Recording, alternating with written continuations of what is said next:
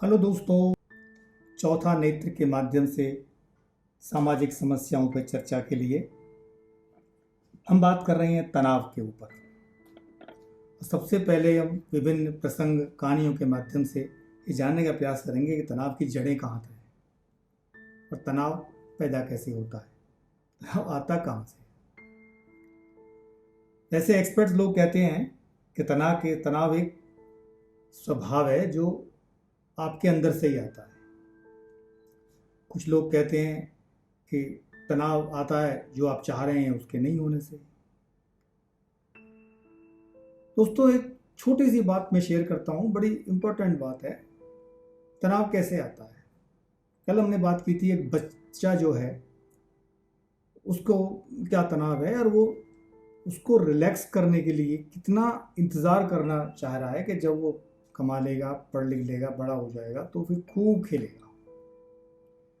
ये है हमारे मन में दबी हुई भावनाएं।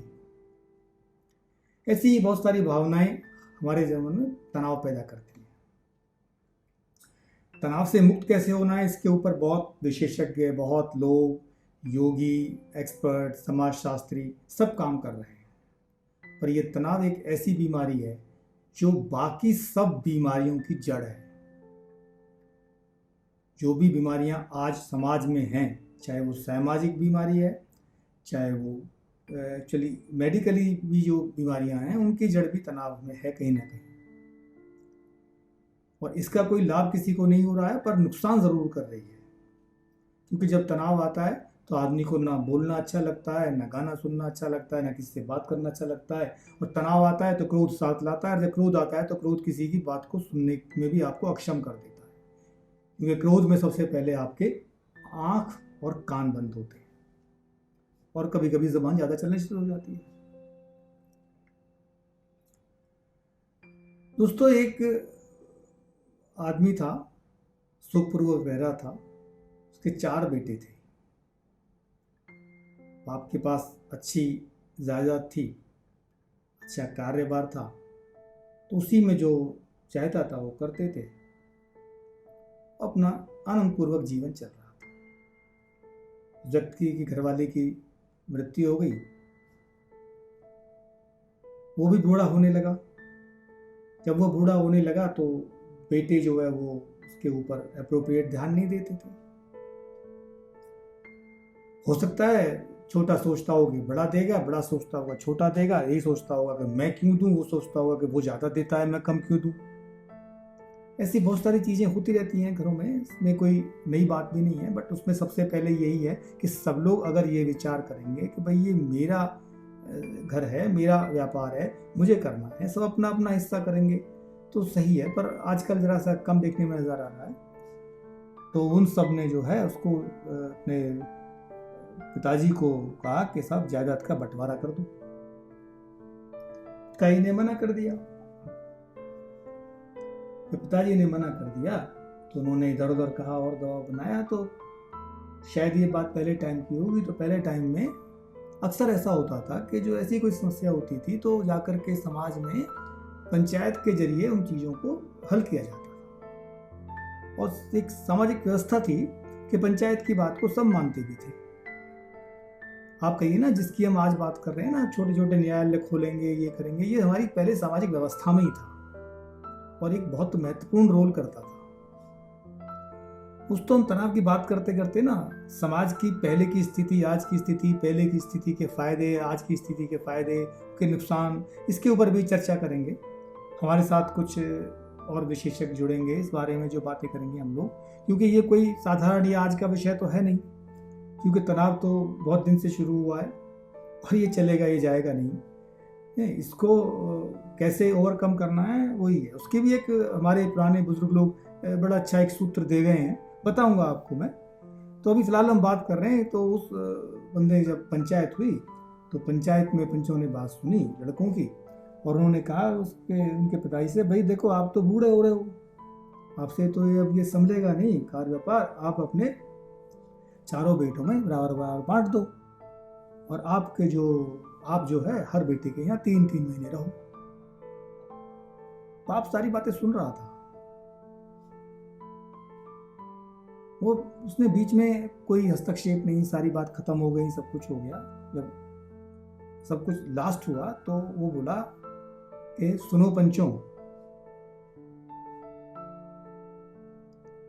मैं इन चारों को 3-3 महीने अपने यहां रखने के लिए तैयार हूं, बाकी 9 महीने यह व्यवस्था अपनी देखें, क्योंकि जायदाद मेरी है, इनकी नहीं।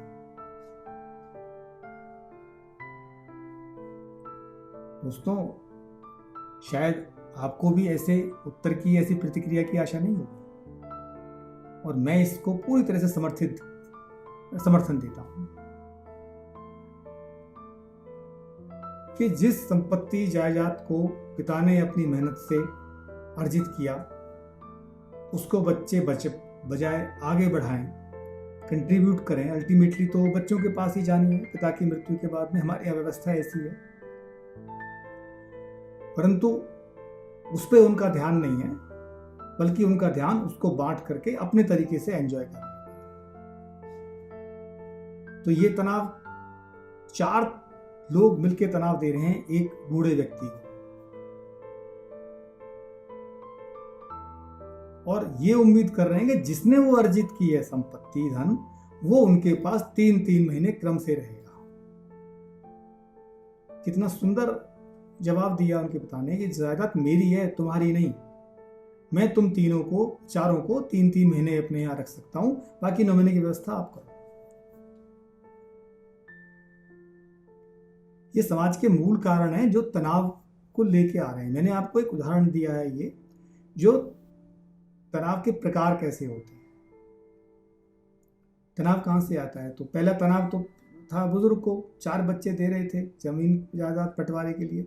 अब तनाव उन चारों को हो गया, क्योंकि 9 महीने कैसे व्यवस्था करेंगे अपनी, कि उनको तो आदत ही नहीं है कुछ काम करने की। भाई जायदाद थी और संपत्ति थी। तो दोस्तों, ये ऐसी कहानियां, किस्से जो हमारे पुराने वक्त से चले आ रहे हैं और आज भी चल रहे हैं, उनका स्वरूप बदल गया है। मैं आजकल चुटकुले भी मैं देखता हूँ इवन, कि वो हैं तो पुराने ही, बट उनको नए रूप में पेश किया जा रहा है, या हम लोग आप ह्यूमर ढूंढते हैं या और कुछ करते हैं। परंतु सत्य तो ये है कि पहले भी सब कुछ था, आज भी है, सिर्फ रूप बदल रहा है। समस्याएं पहले भी थी, समस्याएं तो होती हैं, हर जगह होती हैं, पर पहले उन समस्याओं के समाधानों के तरीके और थे। लोग उनको सुलझाते थे, सोचते थे, समझते थे।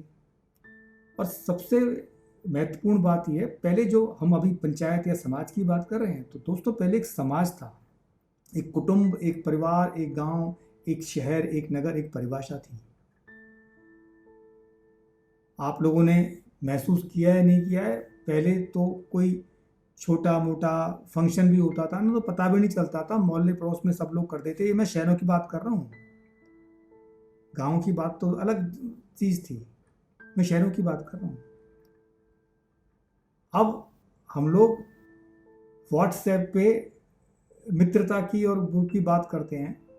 हो सकता है दिन में हम लोग 20 मैसेज शेयर करें, और आधे मैसेज तो पढ़ते भी नहीं है, क्योंकि मैंने देखा है कि एक मैसेज शाम को आया, एक सुबह को आया, सेम मैसेज। तो पहली बात है कि वो ग्रुप में मैसेज आया, पढ़ा किसी ने, बस फॉरवर्ड कर दिया, और मैसेज पढ़ के लगता है अरे यार, ये तो पड़ोसी की मित्रता की, संबंध की पराकाष्ठा है, ये बंदा कितना भावुक है और कितना समाज के लिए क्या क्या कर सकता है। हम लोग वो मैसेज सोचेंगे, पर जब कोई वास्तव में हमें आवश्यकता होती है, तो हर आदमी अपनी अपनी व्यस्तता, अपनी अपनी मजबूरी बता करके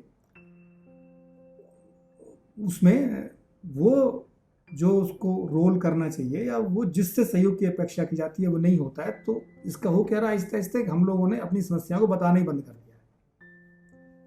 हम सोचते हैं यार इसको बताऊंगा, पता नहीं ये कैसे लेगा, ये हंसेगा या नहीं हंसेगा। और ये भी कोई नई बात नहीं है, बहुत पुराना, आपने ट्रक पे भी देखा होगा कि बन जाते हैं रिश्तेदार जब जर पास होता है, टूट जाता है गरीबी में जो रिश्ता खास होता है। पर इनकी मात्रा पहले बहुत कम थी, अब ज़्यादा है। तो ऐसे ही सब कारण जो है, जो तनाव पैदा कर रहे हैं, हम ऐसी कहानी, माध्यम, प्रसंग के अनुसार ढूंढने के प्रयास करेंगे तनाव के मूल कारण कहाँ हैं, और फिर हम चर्चाएं करेंगे शुरू कि हम तनाव से मुक्त कैसे हो सकते हैं। तनाव को हम कैसे छोड़ सकते हैं, तनाव हम पे हावी ना हो, हमारी जीवनचर्या में हावी ना हो। क्योंकि दोस्तों तनाव से रोज़ आप पढ़ सकते हैं कि कितना विघटन, कितना विनाश होता जा रहा है। हम लोगों की जो एनर्जी है, जो ऊर्जा है, जिसका उपयोग सकारात्मक होना चाहिए, उसके बजाय वो ऊर्जा यूज़ ही नहीं हो रही है और समाज में एक विभिन्न स्थिति पैदा होती जा रही है। इसी के साथ इस आशा से कि आपको ये प्रसंग पसंद आ रहे होंगे, आप उसको सब्सक्राइब करेंगे, लाइक करेंगे और फॉरवर्ड करेंगे। फिर हम इसी को आगे बढ़ाएंगे और तनाव को हम बचपन से लेके बुढ़ापे तक, तनाव के प्रकार, क्योंकि तनाव बच्चों में भी होता है, युवाओं में भी होता है, प्रौढ़ में भी होता है, वृद्ध में भी होता है। तनाव नौकरी में भी है, तनाव व्यापार में भी है, तनाव गृहिणी को भी है, तनाव पति को भी है, तनाव बच्चे को भी है, सबको तनाव है। तो ये एक महत्वपूर्ण विषय है, इस पर चर्चा जारी रहे, उसके लिए मुझे आपका सहयोग चाहिए। धन्यवाद।